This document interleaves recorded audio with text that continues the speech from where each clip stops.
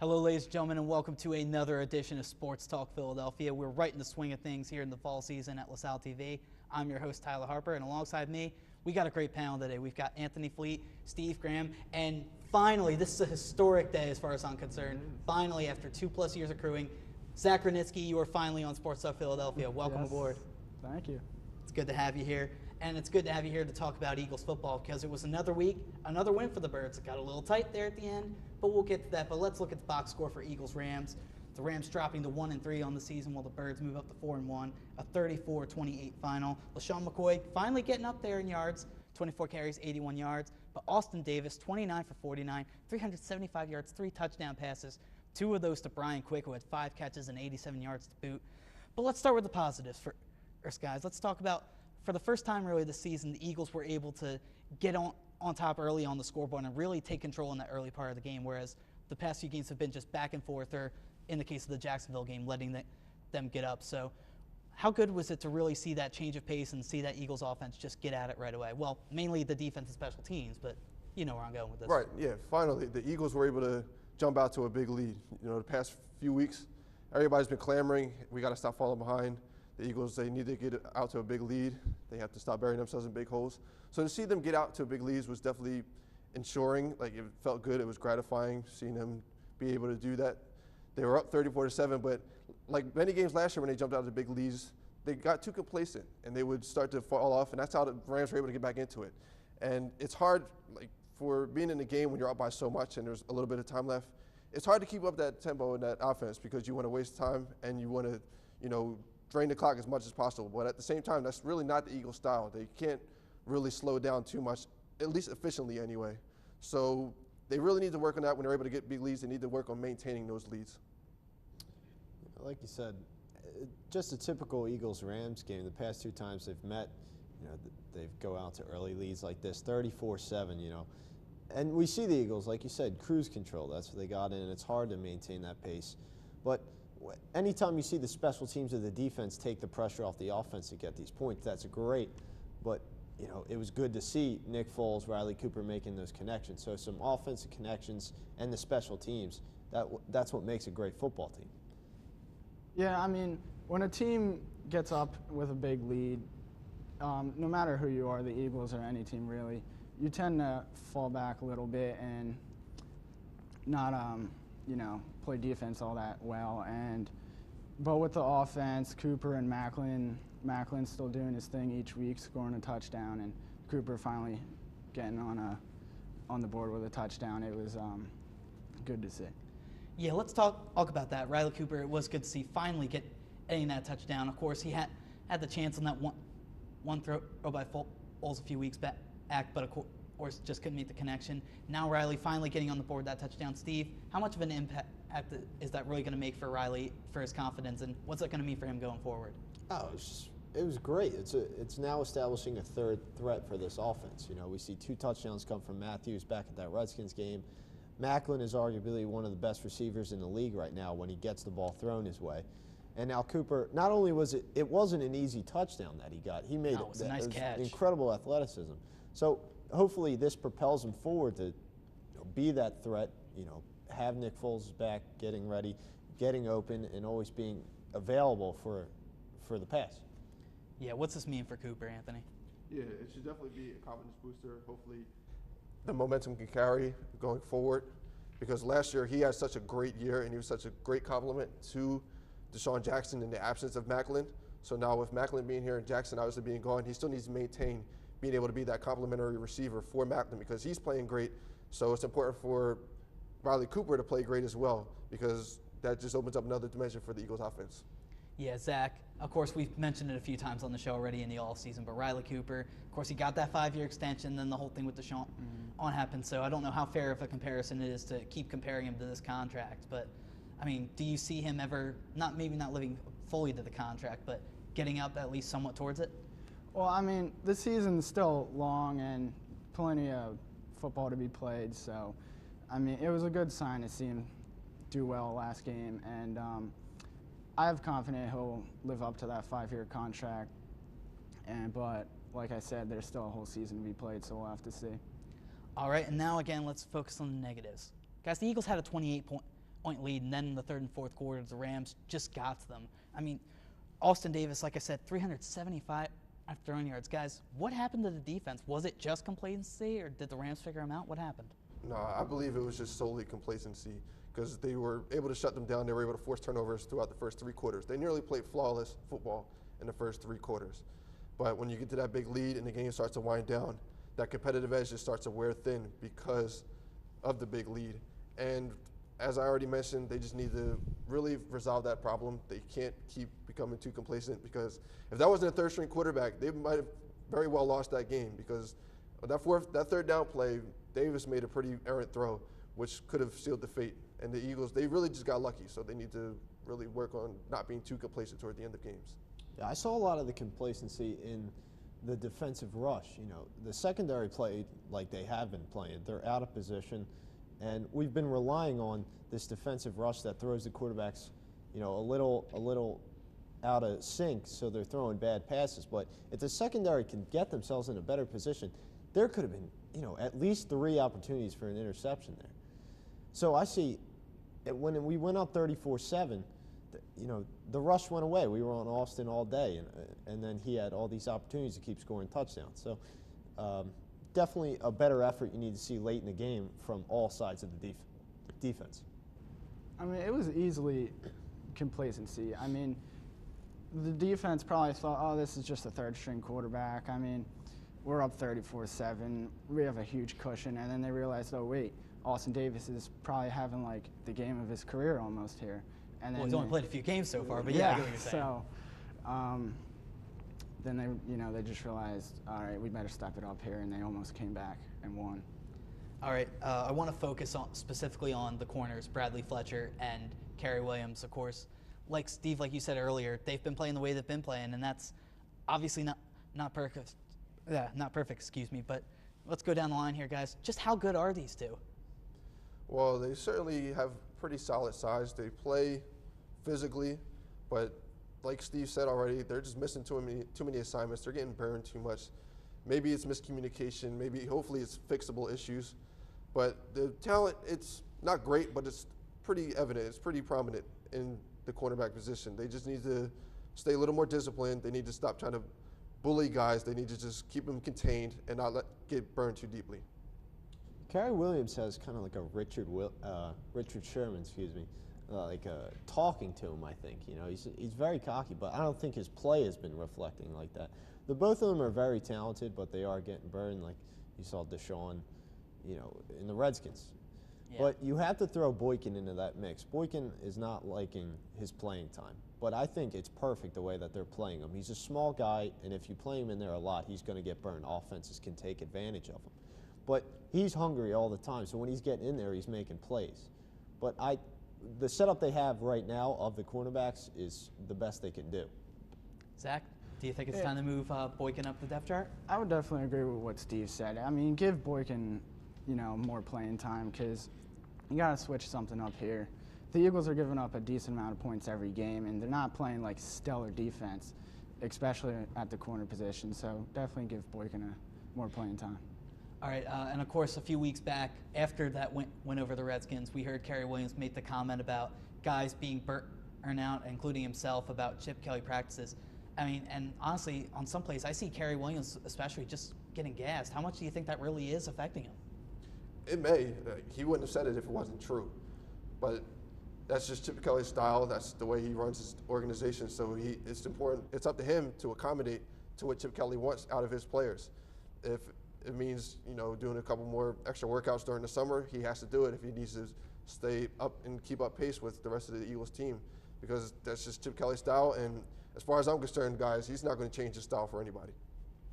Yeah, you usually don't say those things just for a publicity stunt. Like, they're true. He's obviously gassed because of the practices, but hopefully he uses it as motivation to go forward. If he's getting burned, then he needs to get better, work harder.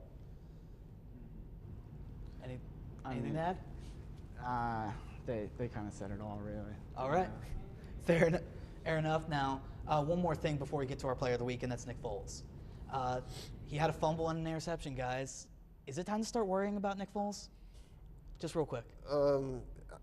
Maybe. I don't want to go too far ahead because he had a great year last year. He's not being as consistent as he was last year.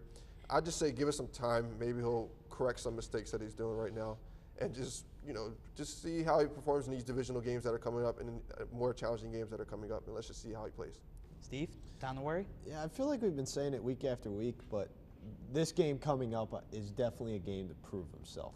So far, the games he's been playing, his mechanics and his footwork have been terrible. You can blame the offensive line a lot for the lack of starters, but in this week of practice, because of that Giants defensive rush, I'm assuming he's practicing getting rid of that ball fast and being in the right position. So many times in that St. Louis game, he was throwing off the back foot, and there was a bunch of interception opportunities.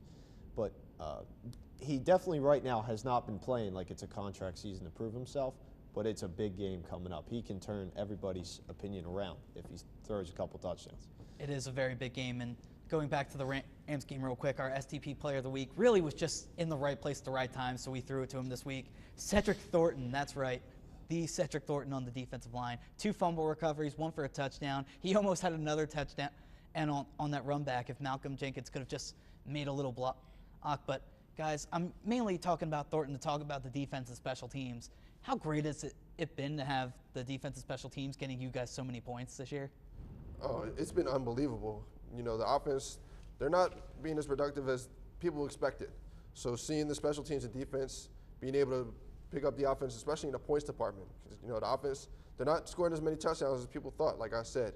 And for the defense and special teams to be able to pick the slack up is huge, and that's really the main reason why the Eagles are 4-1 right now. Yeah, definitely. And as successful special teams week after week, you expect, limit return yards. They're setting records now with touchdowns. They're putting the team on their back. This offense isn't doing anything. We're putting the team on their back. If the special teams is going to get the win for us, then so be it. Zach? Yeah, I mean, in the past 3 games, the special teams has 5 touchdowns. I mean, you don't see that too often at all. So they're definitely picking up the slack for the lack of the offensive play. Mm-hmm. And real quick, I think it was Fleet that touched on the record, guys. How different do you think the Eagles' record would be if the special teams was just kind of performing average at best? Do you think we'd have a couple more losses? Yeah, definitely a couple more losses. They played great in the San Fran game, and they lost that game because of the offense. So imagine if they were playing other strong opponents like San Francisco. If they are really fortunate because their strength of schedule hasn't been all that high at this point in the season. So that's why I said it's important going forward for the team to really step it up because they're going to start playing some tougher competition. If the special teams didn't pick up, Dallas would be leading the division, I believe. Yes, they would. I think the 49ers loss, I think, would be a lot worse. And we can only credit a lot of the special teams to the past 2 games. They've played well as a successful team in the first couple games, limiting the return yards, but they're scoring touchdowns. Yeah, Darren so Sproles without is a them, huge you could pickup. argue the Rams would have beat us easily. Totally. So, but yeah, a 3-2 football team without our special teams.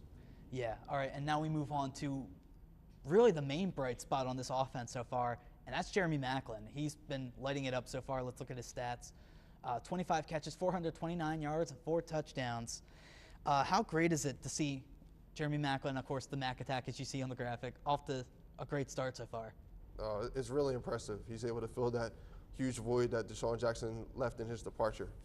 And just to see him go out there after a season-long injury, to be able to see him go out there and be consistent, be productive consistently, that's really important. And he just needs to continue to stay consistent and, most importantly, stay healthy and on the field. Yeah, Anthony said it. After this, the season-ending ACL injury, Jeremy Maclin could be, should be, and would be the leading NFL receiver if Foles can connect with him. People are arguing every time he's been throwing the ball and the ball has been catchable, he's caught it. He's a very efficient football player for this team. Yeah, I mean, he's got at least 1 touchdown in every game except 1, and you definitely do need to fill that spot that was left by Deshaun Jackson, and he's done that. All right, we talked about how, of course, Steve brought up the ACL injury, and of course that was in a contract year, so a lot of people didn't know how that was going to go. Maybe he was going to get a franchise tag, but during the negotiations, they came to him with a multi-year deal, and he said, no, give me a 1-year deal so I could prove myself. How much does that speak about Jeremy Maclin, about being a good teammate, saying, no, save the money, give me a 1-year deal, and let me earn it. Yeah, that's just one nuance of what he's been and has been throughout his career. Also, keep in mind the Giants are doing a lot of trash talking for this game coming up, and he's really been taking the high road, saying, yeah, these guys talk a lot. They're just talking, and we'll just have to go out in the field and beat them. So just all that combined, it just speaks a high testament of the kind of person he is, the kind of professional receiver he is, and it's really a good thing for him to be able to keep his head because it's important for him to produce when he's on the field, not worried about anything off the field. Yeah, I think a decision like this reflects a lot about how we let go Deshaun Jackson. This is a Chip Kelly mentality that he's looking for. I want to prove myself. It's not about the money. It's about the game. And who knows with Deshaun Jackson? It could be the money. It could, we don't know. Could have been a lot of things. It could have been a lot of things, exactly. But, Jeremy Maclin he's been proving himself. He's doing exactly what he planned on doing. Zach, Jeremy Maclin, the guy. How good is it for this team? Well, I mean, he's great. And by saying how he just wants that 1-year contract, save money, and it's kind of a way to say, all right, I want to work hard, and I'm going to show you that I'm going to work hard. You only have to give me a 1-year contract, and once I prove to you that I'm going to work hard, you can extend that contract. All right, and now real quick down the line before we get to our prediction poll, who's the MVP of the Eagles so far this year? Is it Sproles or is it Maclin? I would say Maclin only because he's being more consistent. Sproles, he gives us that burst of energy that the Eagles need. But Maclin, he's been consistent. He's been productive each game, in and out. Maclin or Sproles? Yeah, tough decision, but I'd agree with Anthony. It would be Maclin basically because of his consistency. Zach? It's Maclin because of his consistency, easily. All right. And now we move on to our prediction poll. It's a big Sunday night game this week, Eagles-Giants at the Link. But we're all picking Birds. We know where our loyalties lie here. I'm going 2014. Obviously, it's a division game, so low scoring. Yeah, my MVP is number 25. And I'm saying this not as an analyst, but as a proud LaShawn McCoy fantasy owner. Please, Shady, I need a big game. I need you to get out of this rut for me. I really need it. But I think LaShawn McCoy will step up to the big time. I mean, spotlight will be on him. I think he'll enjoy it. Anthony Fleet, you have 24-21. And you have the other running back, Darren Sproles. Yeah, like I just said, he's able to produce a spark. He's able to, make those big plays. I think he'll make either 1 or 2 big plays that helps lift the Eagles over the Giants in this important divisional game. Steve, you got 34-28 Birds. And Nick Foles, you got him as your MVP. Yeah, definitely going to be a tight game, division rivalry, under the lights, national TV. It's time for Nick to prove himself. He's being questioned week after week. Even though the team is 4-1, he's being questioned. So I think it's a perfect time to go out there and say, I'm the real deal. All right, and Zach, 28-24, and you're riding the guy who's had the most momentum, Jeremy Maclin, as your MVP. Well, I'm going with Maclin because I just love consistency. The fact that, he's got at least 1 touchdown every game except one. I'd rather see that than 1 game, 4 touchdowns, and then no touchdowns any other game. 4 touchdowns would be a career day. It would be a career day, but consistency is a lot better, and I love seeing that. All right, we'll see what happens with the Eagles and the Eagles and Giants, Sunday Night Football should be a fun matchup to watch, as it always is when the Eagles and Giants get together. But now we move on to hockey season because regular season hockey has finally come. And let's see the results as this past week the Flyers started their season against the Boston Bruins. It was 2-1 final in the favor of Boston. Claude Giroux, only 4 for 21 in the faceoff dot, just 1 shot on goal. Steve Mason doing his thing again, 31 shots against, only allowing, actually, that's a typo, my bad, allowing 2 goals. And Sean Couturier having the Flyers' lone goal with three shots. Guys, the Bruins go-ahead goal towards the end of that third period. We saw what happened with that one skater going through as Chris Kelly put the puck on net, and it goes through. On the post-game live crew with CSN Philly with Michael Barkan and Al Morgani, they were wondering whether or not it was interference. Did you guys think that was interference, or did you think it was just a fluke play? I think it was just a fluke play. Mason, he lunged out to try to get the puck, and Kelly, he just happened to be there. It was a fluttering puck that came off a broken shot. Yeah, because Adam McQuaid's stick just exploded and caused a flutter, and it threw off Mason's timing. Right, exactly. It threw off his timing, and like I said, he was just lunging forward, and it was just a really awkward play for everybody. And unfortunately for the Flyers, it ended up in the back of the net. Yeah, I agree with Anthony. After the game, Steve Mason even said there was screens in front of him, so it might have even been planned that 2 Bruins skated right across in front of him at that time. So it could just be a freak play. Zach? I mean, in terms of that play, when McQuaid took the slap shot, his stick broke, and so that was a slight distraction. And then there was a decent amount of traffic in front of the net. For Kelly, right place, right time, wide open net, saw the puck and just tipped it in. Mm-hmm. Yeah, and like you saw on the graphic there, lots of players, including the captain, they didn't look like they really had their legs under them until the third period. I mean, Wayne Simmons said that they weren't playing simple at first, that they were trying to be too complex. I mean, slow start for the Flyers. Guys, I've seen this movie before. Is it? I know it's only game one, but is it a little worrisome to see the Flyers have to go on that slow start and then not really get their legs under them until the third period? Well, it's only one game. Let's see. It's a long season. Let's see how they're able to rebound from this tough loss. They're in Boston. It's a hostile territory. You know, they're a legitimate Stanley Cup contending team. They're a very good team. So it's one game. You know, it's season opener. The momentum is really on Boston's side because of the energy from the crowd and things like that would all come with the home ice advantage. So, yeah, I was really impressed how they were able to hang in there. And let's just see moving forward if they're able to get out to quicker starts. The third period momentum that you see from the Flyers, I saw that a lot last season, that they were struggling throughout the season. So it is scary that this is the first game. Obviously, Bruins, one of the top NHL teams, and they're coming back to the home game versus the New Jersey Devils, and you want to see momentum early. But this is nothing new to the Flyers. They have been struggling early in games for the past couple seasons. So that's something we need to see different this season. Zach? Yeah, I mean, I'm just glad that they did pick up the slack, you know, as the game went on, because if they just played horrible the whole game, that would have been scary. But another thing that I'm concerned with is they went 0 for 3 on the power play, and they have a history of just being really bad on the power play, and so far that hasn't improved since they went 0 for 3. Mm-hmm. I'm going to make a comparison, and I want to see if you guys agree with it. I'm going to compare Steve Mason, of course, goalie of the Flyers, to Cole Hamels, ace of the Phillies, in the fact that Steve Mason, like Cole Hamels, gives these quality performances on games, because in this opening season game, he looked pretty good. I mean, both goals, yeah, they were kind of fluky, and of course, Cole Hamels, very consistent, obviously the most consistent pitcher on the Phillies, but the offense will just fail to give him support. Do you think that's a fair comparison? Yeah, that's actually a really good comparison. You know, Steve Mason, he had a great game, but he only got one goal. And that's pretty much the story of Cole Hamels' 2014 season. He would pitch good games, but only a couple other seasons too. Yeah, he would only get a couple runs of support. So it's important for Mason just to stay consistent. I'm sure these Flyers guys, they'll be able to score. Guys like Giroux and Lecavier and players like that, they'll be able to score goals.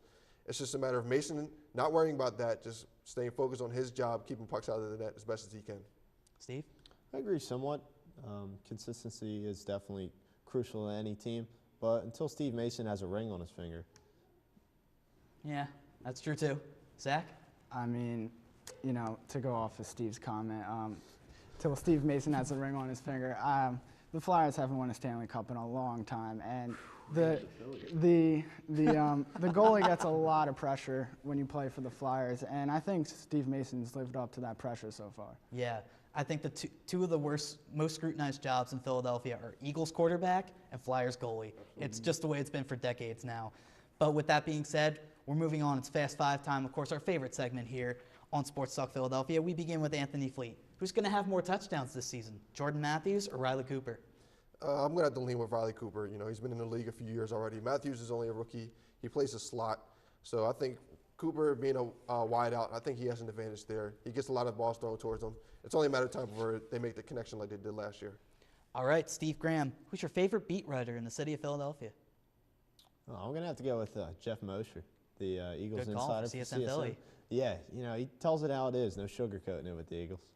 All right, Zach Granitsky, who's one Flyer we should keep our eye on this season and why? I'm going to go with Steve Mason because, as I already said, I mean, he's proved himself the past few seasons he's been on the Flyers. And like I already said, the goalie is the most important position. And last night he had 29 saves and 2 goals against. That's great. All right, Anthony Fleet, besides Malcolm Jenkins, who's the Eagles' defensive MVP so far? I'll go with the STP Player of the Week, and that's Cedric Thornton. You know, he's been very disruptive in the backfield. He's been able to put a lot of pressure on opposing QBs. He's even scored a touchdown, so he has everything rolling with him right now. Let's just hope he can keep it up. All right, and lastly, we're going with Steve. The Eagles this Sunday all black uniforms, black jerseys, and black pants. Do you dig the combo? Something Can new. you elaborate on that? Yeah.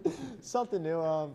We're used to seeing the white pants with the black jerseys. I'm a big fan of the black jerseys. So, yeah, see, as long as if they beat the Giants in these uniforms, then I like them. I think that's a fair comparison. I mean, obviously, I know you love those Kelly Green uniforms, but I think they'll do. It'll be interesting to see how they actually look. Well, that's going to do it for this week on Sports Talk Philadelphia. But you can always find us on the web. We're there all the time, 24/7. On Facebook, we are facebook.com/SportsTalkPhiladelphia. Twitter, you could contact LaSalle TV at LaSalle TV Philly. On email, LaSalleTV@LaSalle.edu. On YouTube, our full episodes are there, youtube.com/LaSalle56TV. And, of course, on the web, www.lasalle.edu/LaSalleTV. Remember to never stop exploring. So that's it for us. For Zach, even Anthony, I'm Tyler Harper. But before we go, I just want to end the show, unfortunately, on a little bit of a somber note. Bill Campbell, nicknamed the Dean of Philly Broadcasters, passed away this past week at the age of 91. He called literally everything in the city, from Philadelphia Warriors, Philadelphia Sixers, Eagles, some baseball before Harry Callis got there. So our thoughts and prayers go out to Bill Campbell's family at this tough time, and we wish the family all the best. So with that being said, I'm Tyler Harper. We'll see you next week.